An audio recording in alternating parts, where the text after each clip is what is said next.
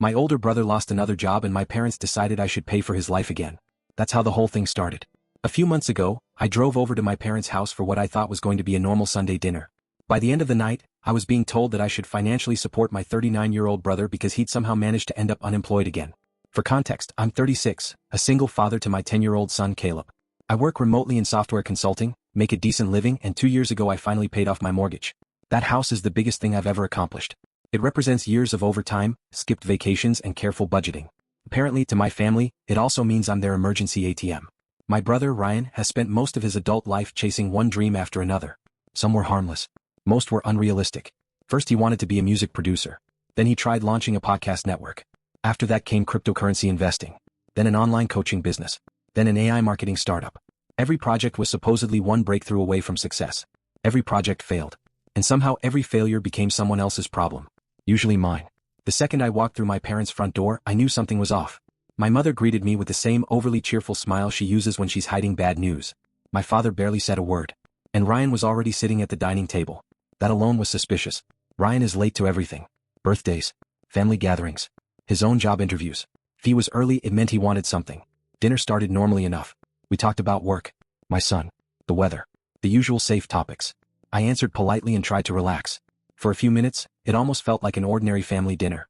Then my mother set down her fork. I immediately recognized the look. She had rehearsed something. Ryan's had a rough couple of weeks, she said carefully. I kept eating. Really? I asked. Which job are we talking about this time? Her smile disappeared. Matthew, this isn't funny. I'm not joking, I replied. I genuinely lost track. My father sighed heavily. Your brother's company made cuts. What company? I asked. Neither of them answered right away. That told me everything. Apparently they weren't even sure themselves. Mom quickly jumped back in. A lot of talented people were affected. Ryan nodded dramatically. Yeah, it came out of nowhere. I raised an eyebrow. Every time Ryan got fired, it supposedly came out of nowhere. Then came the part I'd been expecting. My mother folded her hands together. Ryan's struggling right now. There it was. I could practically see the script in front of her. His rent was due. His savings were gone. The job market was difficult. Things were stressful. Then she finally reached the point. We were thinking maybe you could help him out for a little while. I slowly lowered my fork. What exactly does help him out mean? She exchanged a glance with my father. Just until he's back on his feet. I laughed. Actually laughed. Because I'd heard that sentence for nearly 15 years. Every failed business. Every lost job. Every financial disaster. Always the same promise. Just until he's back on his feet. A few months would become 6 months. 6 months would become a year. And somehow I'd end up paying while Ryan searched for his next dream. You mean cover his rent? I asked. My father finally spoke. Family takes care of family. I looked directly at Ryan. He shrugged. Like this was all perfectly reasonable. It wouldn't be forever, he said. I almost couldn't believe what I was hearing. You said that the last 3 times. Ryan rolled his eyes. You make it sound like I don't work. I stared at him. You haven't held a stable job longer than a year in over a decade. The economy is terrible right now. Then get literally any job. His expression hardened. You don't understand my skill set. That nearly made me laugh again. What skill set? The room went silent. My mother looked horrified. Matthew. No, seriously, I said. What skills are so valuable that they prevent him from taking a normal job while everyone else pays his bills? Ryan's face turned red. My father pushed his chair back slightly. The tension around the table changed instantly. I should have stopped there. I should have changed the subject. Instead, I said the one thing everyone was already thinking. I'm not taking money away from my son's future so Ryan can keep pretending he's between opportunities. The second those words left my mouth, my father slammed his hand against the table. My father's hand hit the table hard enough to rattle the dishes. That's enough, he barked. You're going to help your brother? I looked at him for a second, genuinely stunned. Then I laughed. Not because it was funny. Because I couldn't believe he was still trying to order me around like I was 16. After everything we've done for you? He continued. I cut him off immediately. Everything you've done for me? The room went quiet. I could already see where this was heading. Are we talking about when I had to take out student loans because all the college money somehow disappeared?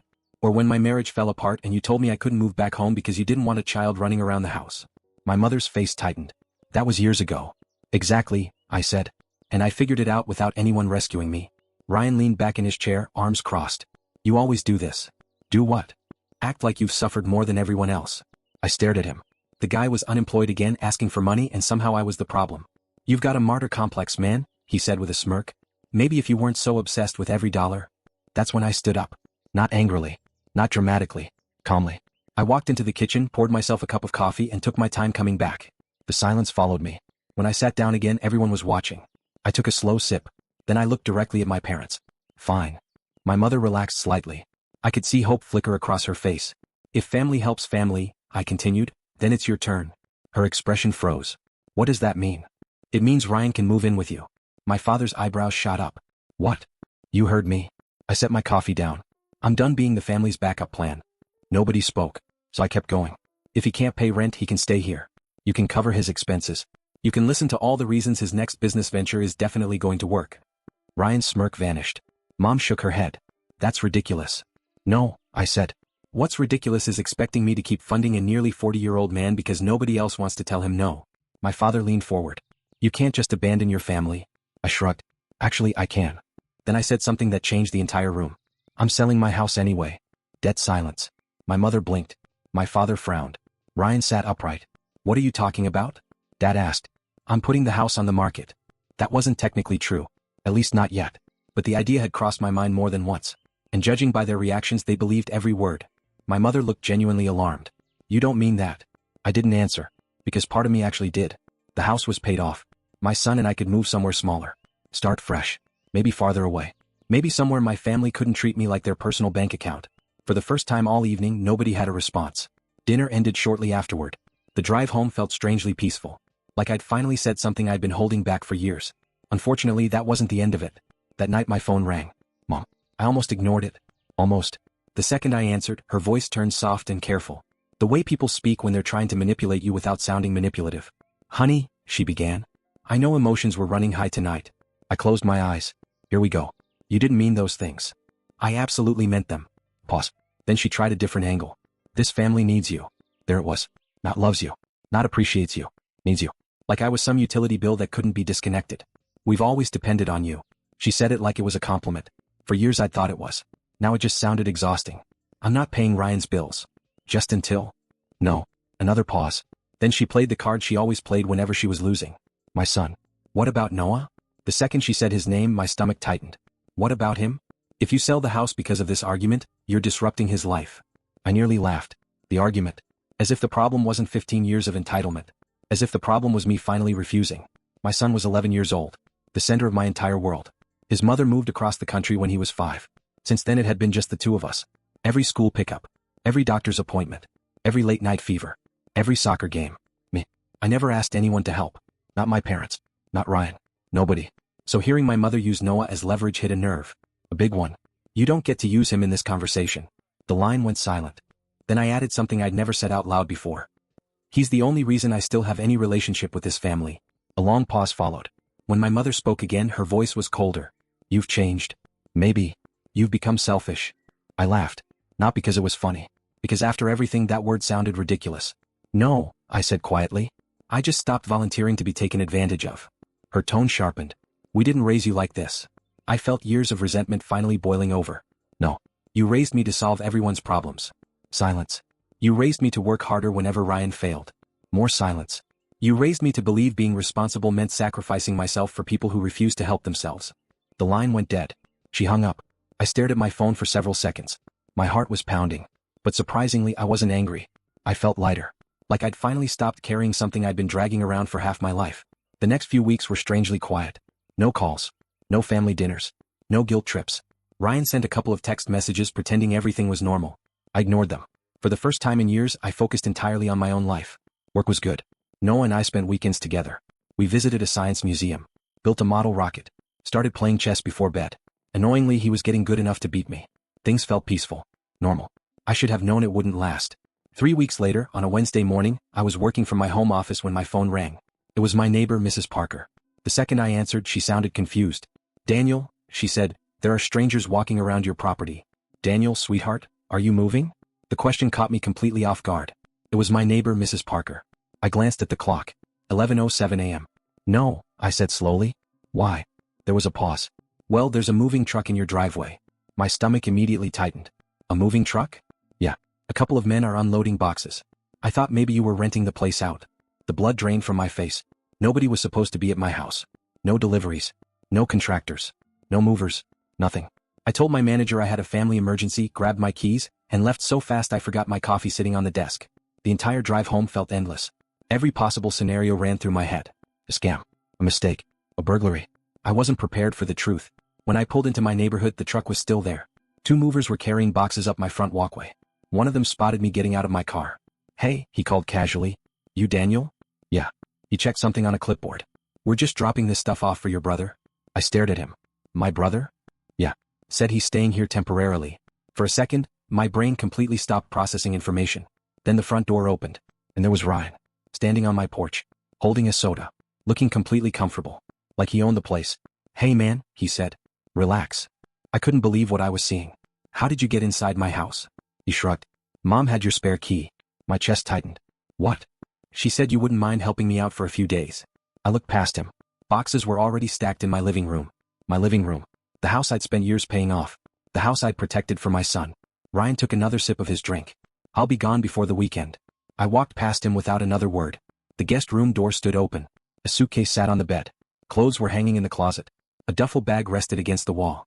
He hadn't come for a few days. He was moving in. I turned around. "Get out." Ryan rolled his eyes. "Come on." "No. You're overreacting." I pointed toward the door. "You broke into my house." "I didn't break in. You used a key that wasn't yours." His expression hardened. "I just need somewhere to stay." "You need to leave." The smile disappeared. For a moment I thought he might argue. Instead he sighed dramatically. "Fine." Then he added the part that proved he still wasn't taking me seriously. "Just give me until tomorrow." I didn't trust him. Not even a little. That afternoon I called a locksmith. By sunset every lock in the house had been replaced. Ryan spent most of the process sitting on the curb looking offended, making phone calls. Mostly to our mother. About an hour later she showed up. Exactly as I expected. She stormed up my driveway furious. "How could you do this to your brother?" I didn't even answer. She kept yelling. Talking about family. Responsibility. Compassion. Everything except personal accountability. Finally I simply walked inside and shut the door. The look on her face was priceless. For the first time in years she couldn't guilt me into changing my mind. I thought that might finally end it. I was wrong. The following week things got much worse. One afternoon my son came home from school looking confused. "Dad." "What's up, buddy?" He dropped his backpack near the kitchen table. "Grandma picked me up today." Every muscle in my body went tight. "What do you mean Grandma picked you up?" He shrugged. "She came to school." I stared at him. The school knew the rules. I had made those rules crystal clear years ago. Only me. Nobody else. No exceptions. "She told the office you were working late," Noah said. "Then they let me go with her." I immediately grabbed my phone. The conversation with the school was tense. Professional. But tense. Apparently someone in the front office assumed a grandmother wouldn't need written authorization. After all, she was family. I made it very clear that family was exactly the problem. That night I sat down with Noah. I explained boundaries. Safety. What to do if someone tried picking him up without my permission. He listened carefully. He's always been mature for his age. But I could tell he was unsettled. Honestly, so was I. Because this wasn't about helping Ryan anymore. This was about control. The next morning I submitted written instructions to the school. Only me. No relatives. No exceptions. Then I quietly called an attorney. I didn't tell my parents. I didn't tell Ryan. I wanted them to keep thinking I was reacting. What they didn't realize was that I had started preparing. And then came the moment everything changed. 2 days later I received an alert from my bank. A wire transfer request. $4,200. Attempted. Blocked. My heart nearly stopped. I logged into my account immediately. The transfer hadn't gone through. Thankfully the fraud department had flagged it. But when I reviewed the security information, something stood out. The login attempt originated from an internet connection registered to my parents' address. I read it 3 times. Then a 4th. Hoping I was misunderstanding something. I wasn't. The room suddenly felt very quiet. Up until then I had convinced myself this was just favoritism. The same dynamic we'd had our entire lives. My parents rescuing Ryan. Expecting me to absorb the consequences. But this was different. Someone had attempted to access my money. Money meant for my mortgage savings. My son's future. His college fund. Our security. The line had finally been crossed. And once that happened, something inside me changed. I stopped arguing. Stopped defending myself. Stopped trying to explain. I simply went silent. People who know me well understand that's usually when I'm the most dangerous. Because if I'm yelling, I'm emotional. If I'm quiet, I'm planning. The next week passed without contact. No calls. No texts. Nothing. Then on Monday morning, while drinking coffee before work, I saw something that made my jaw clench. My mother's Facebook post. A giant smiling photo of Ryan. The caption read, "So proud of our son Ryan for stepping up and helping the family through difficult times. Real family supports each other no matter what." The last sentence stood out. Because it didn't stop there. A second line followed. Unlike some people. The comments were exactly what you'd expect. People praising Ryan. Calling him brave. Offering prayers. Sharing sympathy. And judging whoever the mysterious some people were. They had no idea the post was about me. But my parents knew. Ryan knew. And I knew. What they didn't know was that I had already started collecting evidence. And soon they were going to learn that actions have consequences. One woman actually commented that Ryan was an inspiration. An inspiration. The same man who had tried moving into my house without permission less than a month earlier. Naturally, Ryan replied to every supportive comment. Thanking people. Talking about perseverance. Pretending he was some hard-working underdog overcoming impossible odds. I didn't respond to a single post. Arguing publicly would only make me look defensive. Instead, I started documenting everything. Screenshots, bank records, text messages, emails, dates, times, every interaction, every lie, every boundary they crossed. I built a folder on my laptop and quietly filled it. Then I made a phone call. My cousin Lauren. Lauren worked as a paralegal and had two qualities that made her extremely useful in situations like this. She was incredibly detail-oriented. And she didn't trust my parents. Not after the inheritance dispute that split part of the extended family years ago. She listened while I explained everything. The attempted move-in, the school incident, the bank transfer, the Facebook post, all of it. When I finally finished, she was silent for several seconds. That immediately worried me. What? I asked. Her sigh came through the speaker. You're not going to like this. My stomach tightened. What is it? The house. I sat up straighter. What about it? When you bought it, your parents co-signed the mortgage, right? Yeah. I didn't like where this was heading. She continued carefully. Have you ever verified that their names were completely removed from all ownership records after the loan was paid off? The room suddenly felt very small. I stared at the wall. What do you mean? I'm saying there's a difference between paying off a mortgage and cleaning up every ownership document attached to it. I didn't speak, because for the first time I realized I had never checked. Not once. I had assumed everything was handled automatically. Lauren's voice softened. You need to pull the records. My pulse quickened. And if their names are still attached? Another pause. They could potentially interfere with certain transactions. I felt sick. Not because of what she was saying. Because it made sense. Suddenly every strange interaction over the past month looked different. This wasn't just about Ryan needing money. It wasn't just favoritism anymore. This was about control. Control over my home. Control over my finances. Control over my life. And if I was right, they had no intention of giving that up voluntarily. That realization scared me. But it also clarified something. I couldn't afford to keep reacting. I needed to get ahead of them. The house felt different after that. Not physically. Emotionally. The place I'd worked so hard to build no longer felt completely safe. Every room reminded me of something. The guest room Ryan had tried claiming. The front door my mother had secretly unlocked for him. The kitchen where I'd sat wondering how much further this would go. I still followed my routine. Work. School pickups. Dinner. Homework. But I wasn't really present. Not fully. I drank too much coffee. Forgot simple things. Lost track of conversations. There were days I'd walk into a room and completely forget why. During work meetings I'd catch myself staring at the screen while replaying old arguments in my head. Every guilt trip. Every demand. Every moment I'd convinced myself I was overreacting. The stress was slowly eating away at me. The only person who seemed to notice was Noah. One evening he wandered into my room wearing his favorite superhero shirt. He sat quietly on the edge of the bed. For a minute he just looked down at the floor. Then he asked a question that hit harder than anything my parents had said. Dad. Yeah, buddy? Are we okay? I swallowed. What do you mean?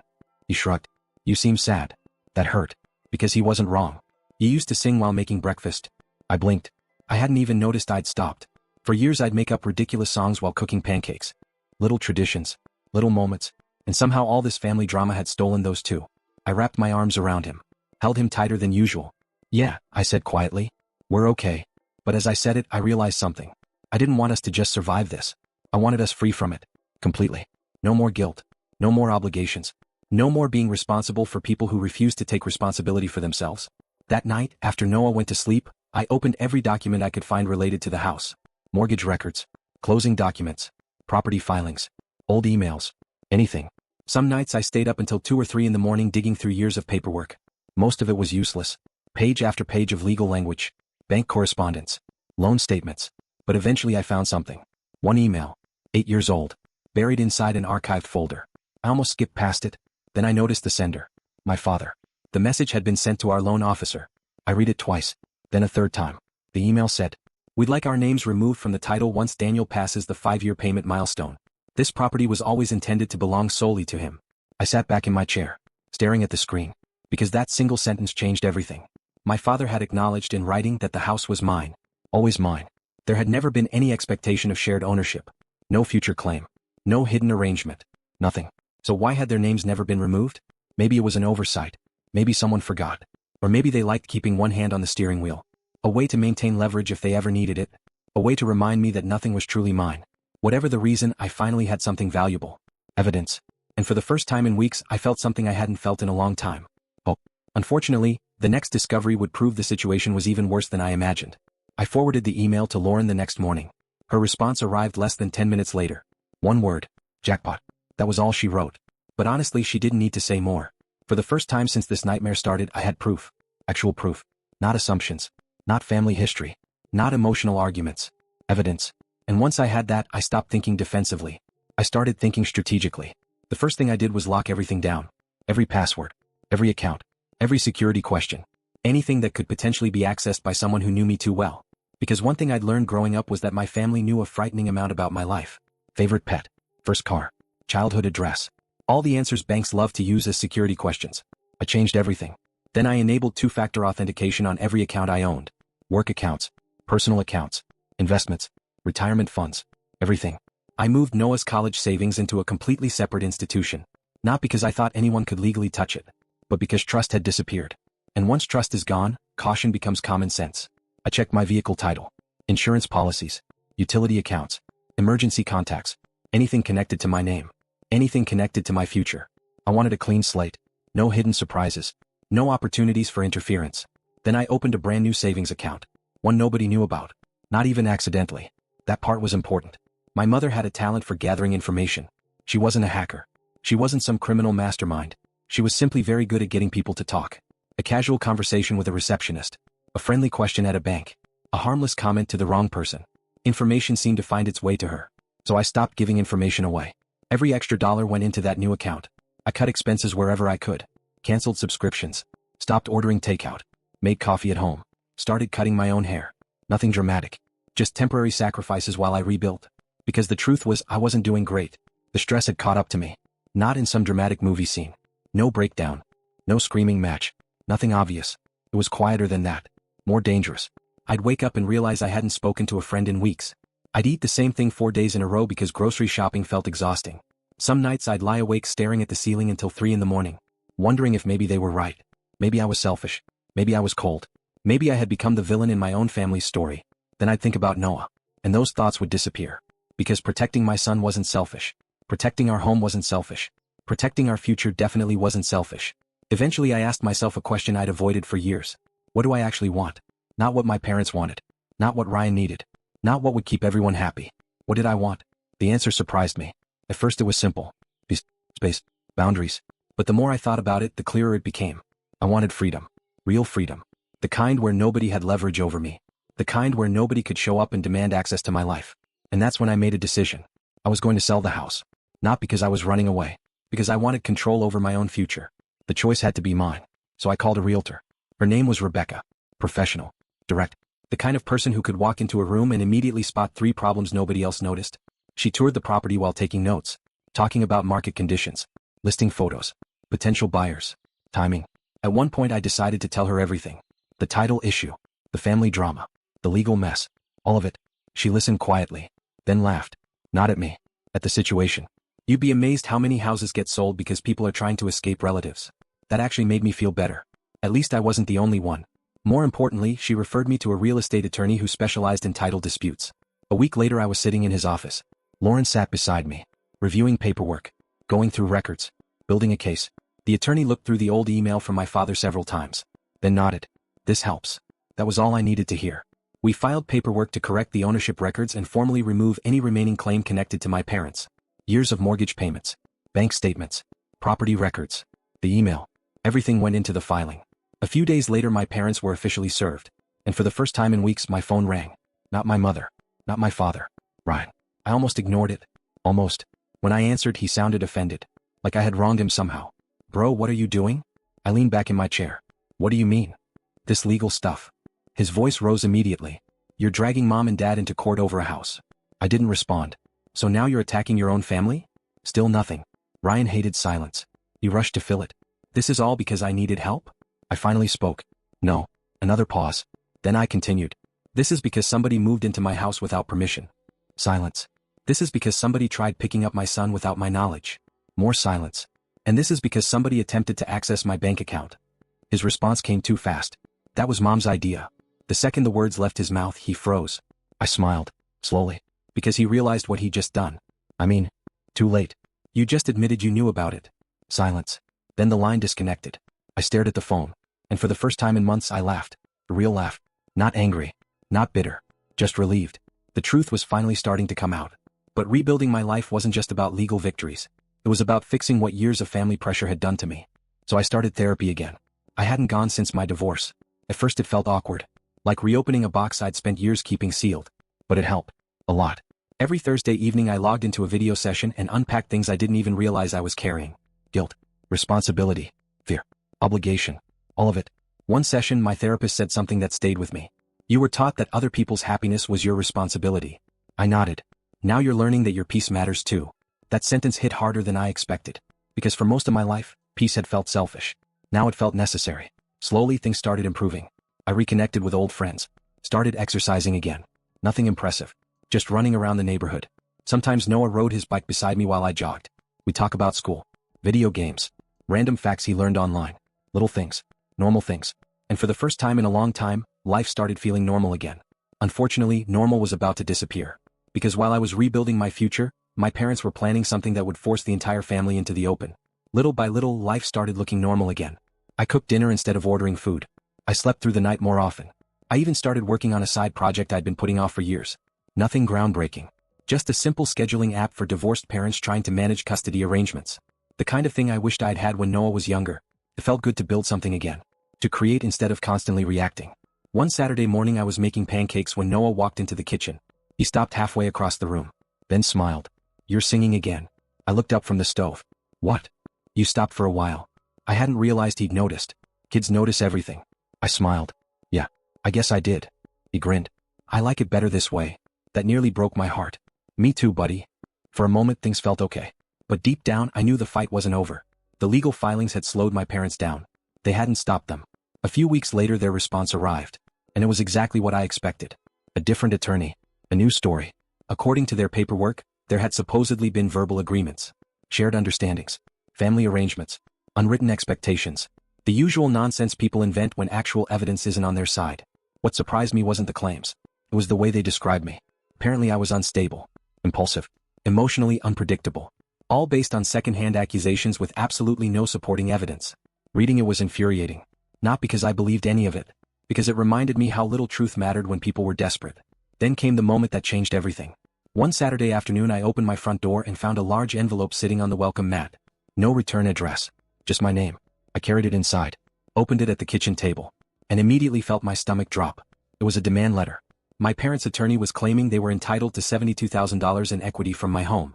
$72,000. According to the letter, if I refused, they would seek legal action and attempt to block any future sale of the property. I read it twice. Then a third time. Not because it made sense. Because I couldn't believe the audacity. They wanted money from a house they had never paid for. Never repaired. Never maintained. Never invested in. The same house they tried to use against me. The same house I'd spent years paying off. The same house that represented my son's security. That letter sat on my kitchen table for 3 days. I didn't throw it away. Didn't frame it either. But every time I walked past it I felt something changing. Not anger. Clarity. For months I'd been defending myself. Explaining. Negotiating. Trying to preserve relationships. That letter killed whatever hope remained. This wasn't about family anymore. It was about leverage. And if they wanted a fight, I was done fighting emotionally. From that point forward, everything would be strategic. I called Lauren. We met at a diner about 40 minutes away. Neutral ground. The kind of place where nobody asks questions and the coffee never stops flowing. She arrived carrying a thick folder. Which was immediately encouraging. Lauren only carried folders when she had good news. She slid into the booth. Dropped the folder on the table. And smiled. I did some digging. I leaned forward. Tell me. She opened the folder. That demand letter is mostly intimidation. I stared at her. How sure are you? Very. She flipped through several documents. Their entire claim relies on implied equity. I frowned. And they can't prove it. They got my attention. Lauren continued. You've paid every mortgage payment. She pointed at another page. You've paid every property tax. Another page. Every repair. Another. Every insurance premium. Page after page. Years of records. Years of proof. Then she tapped the old email from my father. And meanwhile, we have written evidence stating the house was always intended to belong solely to you. For the first time in weeks I felt genuine relief. Not hope. Something stronger. Confidence. Lauren wasn't finished. I also researched their attorney. That made me laugh. Of course you did. He mostly handles small civil disputes. I blinked. What kind of disputes? She shrugged. Fence disagreements. parking issues, minor divorces. I couldn't help smiling. So you're saying they're not exactly bringing in legal special forces? Exactly.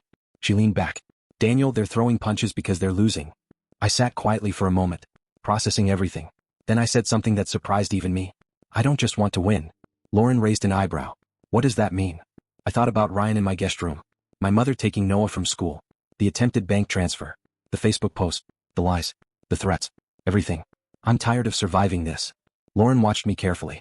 I want accountability. The corner of her mouth lifted. Now she looked interested. Go on. I folded my hands. They crossed every line imaginable. I paused. They involved my son. Another pause. They tried to access my money. I took a breath. And now they're trying to extort me using my own house. Lauren smiled.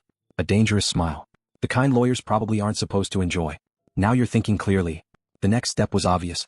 We stopped reacting. And started building a case. Over the next several days we drafted a response. No emotion. No insults. No threats. Just facts. Precise. Documented. Professional. The opening paragraph alone felt like a warning shot. Read. After reviewing your client's claims regarding Mr. Carter's property, we find their position unsupported by both the documented facts and applicable law. Simple. Polite. Devastating. And that was only the first page. Because buried inside our response was evidence my parents had no idea we possessed. Evidence that was about to turn the entire situation upside down. The response we sent didn't contain threats. It didn't contain insults. It didn't need to. The facts were enough. Our attorney's letter made one thing crystal clear. If my parents continued pursuing their claim, we were fully prepared to ask the court to formally confirm sole ownership of the property and pursue counterclaims related to harassment, defamation, and documented attempts to access my property and finances without authorization. Everything was supported by records, emails, financial logs, witness statements, the truth. We sent the package by certified courier. Signature required. No room for anyone to pretend they never received it. Then we waited. But waiting didn't mean doing nothing. I had spent most of my life reacting to my family. Now I was finally getting ahead of them. The next step wasn't legal. It was social. Not revenge. Not public humiliation. Just truth finding its way into the light. I wasn't interested in making Facebook posts or starting online drama. That would only create more chaos. Instead, I talked to a few people I trusted. One of them was Mrs. Harper, my old high school English teacher. These days she edited the local community newsletter. She'd known me since I was 15. More importantly, she adored Noah. Every time we bumped into each other around town she asked how he was doing. One afternoon we met for coffee. Eventually the conversation turned toward family. I told her about the school incident. How my mother had picked Noah up without my permission. How the school had mistakenly released him. Mrs. Harper nearly dropped her coffee. They did what? I nodded. Her expression darkened immediately. As a parent, that's terrifying. Exactly. She sat quietly for a moment. Then she said something unexpected. People need to hear about situations like this. I laughed. Why do I feel like that's going somewhere? The smile she gave me should have been a warning. 3 days later the community newsletter featured an editorial about boundaries, parental authority, and family members who overstepped their role. No names. No accusations. No direct references. But anyone who knew the situation could figure it out. And small towns are very good at figuring things out. Especially when the people involved have spent years presenting themselves as pillars of the community. Within a week, people started asking questions. Within 2 weeks, my parents quietly stopped attending several social events they never missed. I didn't celebrate. I just noticed. Actions have consequences. Sometimes those consequences arrive slowly. The next phase was financial. Lauren introduced me to a forensic accountant named Victoria. She was brilliant. The kind of person who could stare at a spreadsheet for 5 minutes and spot inconsistencies nobody else would ever notice. For several weeks she reviewed everything. 10 years of records. Mortgage payments. Insurance premiums. Property taxes. Home repairs. Renovations. Utility expenses. Landscaping costs. Every dollar. Every transaction. Every receipt. When she finished, she handed me a report thick enough to stop a door. The conclusion was simple. I had paid for everything. Every single thing. There wasn't a shred of evidence showing meaningful financial contributions from my parents. Not one. But Victoria found something else. Something even more important. Several suspicious login attempts connected to financial accounts. The metadata pointed toward devices associated with locations tied to Ryan's previous work history. The evidence wasn't enough to guarantee criminal charges. But it was more than enough to establish a pattern if things reached court. And patterns matter. A lot. After that, Victoria helped me restructure everything. New institutions. New account protections. Additional safeguards. Separate trust. Additional layers between my assets and anyone trying to interfere. By the time we were done, touching my finances without permission would be nearly impossible. For the first time in months I felt secure. Not safe. Secure. There's a difference. The legal preparation was easy compared to the emotional preparation. That part hurt. Because despite everything they were still my parents. Some stubborn piece of me kept hoping this would end differently. Maybe they'd apologize. Maybe they'd admit they were wrong. Maybe we'd sit down like adults and fix things. Therapy helped me understand why I kept hoping. I wasn't grieving the relationship I had. I was grieving the relationship I wished I'd had. That realization hit hard. Week after week, my therapist helped me work through it. One thing he said stayed with me. You aren't responsible for their reaction to healthy boundaries. I wrote that down. Then I read it almost every day, because saying no still felt uncomfortable, even when it was necessary. So I practiced. I practiced staying calm. I practiced ending conversations. I practiced refusing demands without explaining myself. Most importantly, I practiced walking away. Eventually something changed. One evening I walked past an old family portrait sitting on the mantel, a studio photo taken when I was a teenager, the kind of picture families proudly display for decades. I stopped, looked at it, and realized I felt nothing. Not anger, not sadness, not resentment, just distance. For years that photo had carried emotional weight. Now it was just a photograph, and strangely enough that felt like freedom. A few weeks later an opportunity appeared. A local real estate developer contacted my realtor. He was looking for properties in the area and wanted to make a cash offer. Not only that, his offer was above market value. Significantly above. Under normal circumstances I probably would have accepted immediately. Instead I asked for 2 conditions. The developer looked confused. What conditions? I want copies of all security footage connected to inspections and property visits. He blinked. Okay. And I want 48 hours notice before anyone sets foot on the property. Now he looked genuinely curious. No exceptions? No exceptions. He shrugged. That's easy enough. To him it probably seemed like an odd request. To me it was insurance. Because after everything that had happened I trusted paperwork more than people. And that decision turned out to be incredibly important. Because less than a week later the security cameras captured something that changed the entire case. The developer agreed to every condition without hesitation. Which was good. Because timing was about to become very important. 2 days later my realtor called. The second I heard her voice I knew something had happened. Daniel, she said. Your parents stopped by the property. Every muscle in my body tightened. What do you mean they stopped by? There was an inspection scheduled. I already didn't like where this was going. They tried to let themselves inside. I closed my eyes. Of course they did. What happened? Rebecca laughed softly. Not because it was funny. Because apparently the situation had become absurd. They told the inspector they were co-owners. I rubbed my forehead. And? I informed them that all documentation listed you as the sole owner. Silence.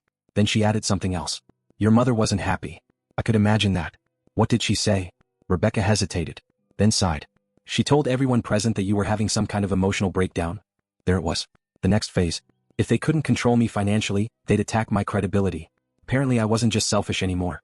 Now I was unstable. Unwell. Incapable of making decisions. The funny thing was by then I wasn't even angry. I was tired. Because every accusation followed the same pattern. Whatever justified them getting what they wanted. Nothing more. Nothing less. What they didn't know was that their little performance had been recorded. The cameras captured everything. The attempt to gain access. The conversation. The claims. The accusations. All of it. Audio included. And thanks to Lauren's planning, that footage had already been preserved. Even better, our court hearing was approaching. The timing couldn't have been more perfect. But we weren't stopping there. Because the rumors about my mental health had spread further than I realized. Neighbors. Family friends. Church acquaintances. Even Noah's school counselor had apparently received comments suggesting I was struggling emotionally and making irrational decisions. The source wasn't difficult to identify. Ryan had sent messages. My mother had made phone calls. And now we had copies. What they thought was gossip had become evidence. What they thought was pressure had become documentation. And documentation is very hard to argue with. The weekend before court I took Noah camping. Just the 2 of us.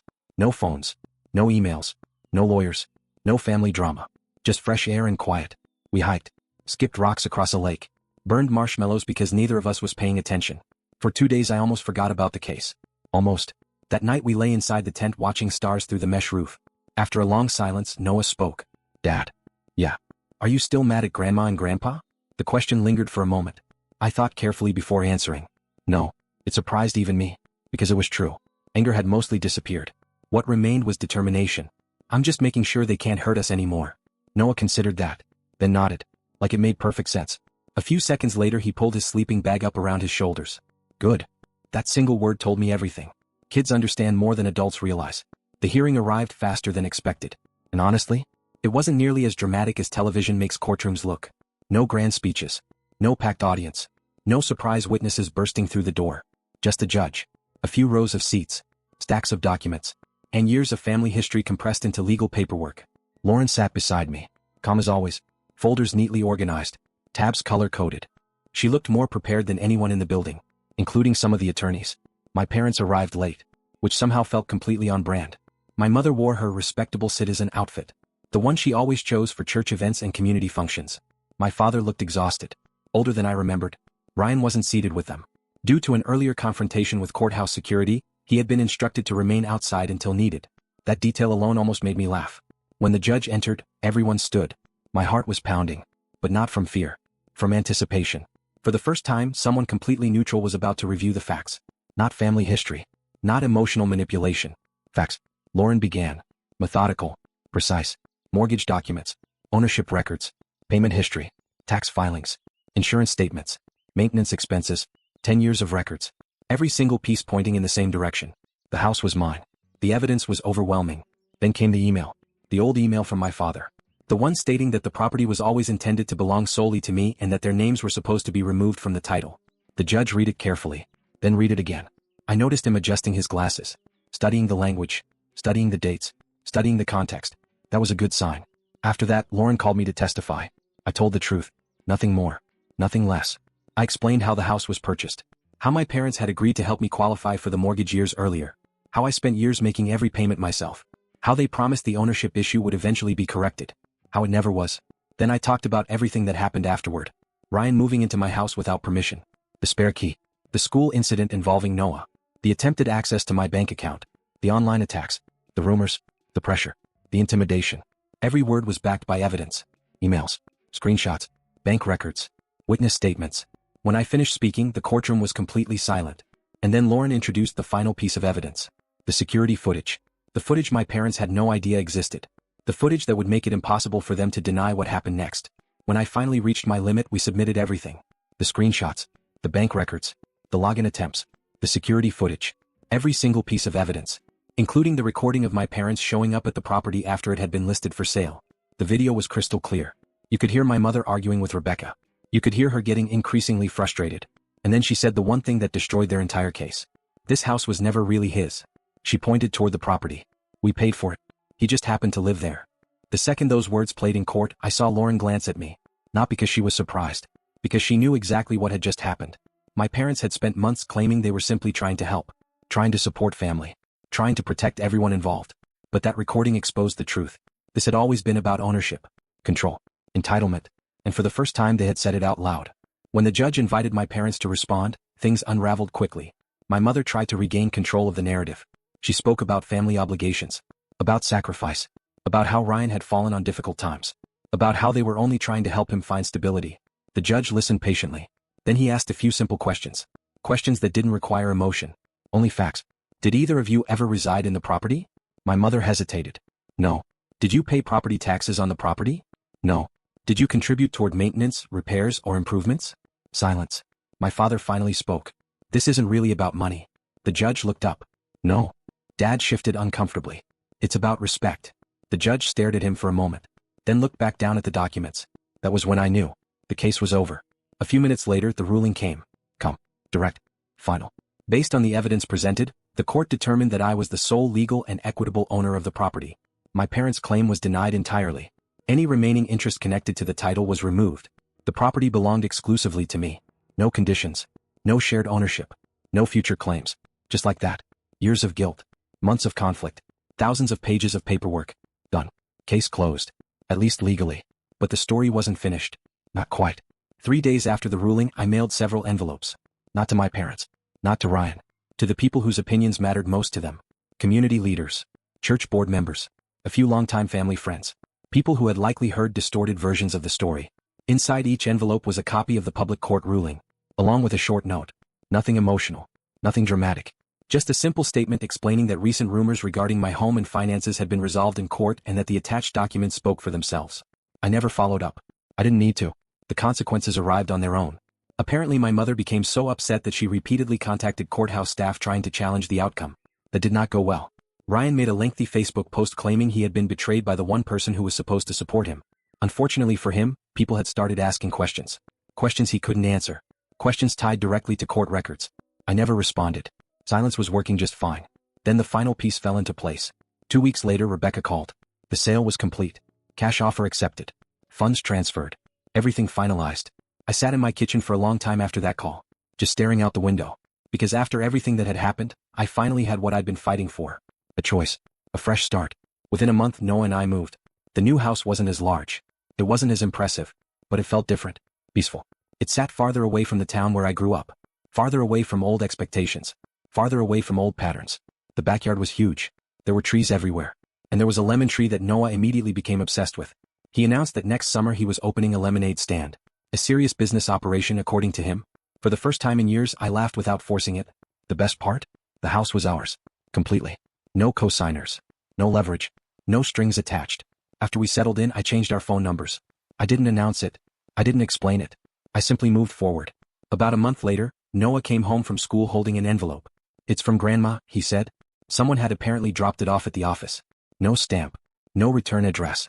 Just my name written neatly across the front. I opened it. Inside was a typed letter. The message was exactly what you'd expect. According to my parents, I had humiliated them. Embarrassed the family. Chosen money over blood. The final line read, "We tried to love you. You made it impossible." I read it once. Then again. Years earlier that letter would have destroyed me. I would have spent weeks trying to defend myself. Trying to explain. Trying to earn forgiveness for something I hadn't done. This time was different. I folded the paper. Walked to the trash. And dropped it in. Then I looked at Noah. "Want pizza tonight?" His eyes lit up. "Can I get extra toppings?" I smiled. "As many as you want." A few nights later we were sitting on the porch of our new house. The neighborhood was quiet. The air was cool. Noah sat at a folding table working on a massive Lego set. I was drinking tea and watching the sunset disappear behind the trees. Out of nowhere he looked up. "Dad." "Yeah. Are you happy now?" I didn't answer immediately. Instead I looked around. The yard. The house. The silence. The life we'd built. Then I thought about the man I used to be. The one who always gave in. Always apologized. Always sacrificed himself to keep everyone else comfortable. That version of me would have called it loyalty. Now I knew better. It was fear. And I was finally free from it. I looked over at my son. Safe. Smiling. Relaxed. And I nodded. "Yeah, buddy." For the first time in a very long time, I really meant it. I wasn't happy because I won. I was happy because I finally stopped letting other people decide what my life was supposed to be. And when I closed the door on my family's demands, I didn't lose my future. I found it. I'd A for refusing to support my brother and taking legal action against my parents to protect my home and my son.